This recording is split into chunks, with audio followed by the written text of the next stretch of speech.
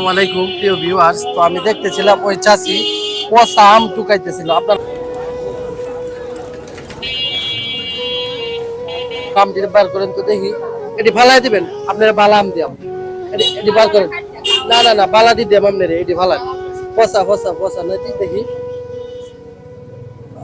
এই পচা আম কার লাগে টুকাইতেছো?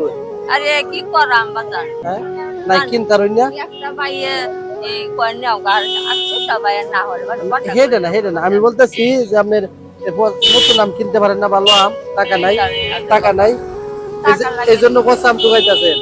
পচা আমটি ফালাই দিই, আপনার নতুন আম কিনে দেই। এলোন এই যে ভালো আম, এটি পচাটি ভালো দিন দরকার নাই, এটি নিন যেটি নাম যেত না, এ না না তা করে পরে নিব না। এটি এটি খুশি হয়েছেন না? কার লাগে নিবাই? আরে বন্ধ কি হয় আপনার? ছেলে, একটা ছেলে।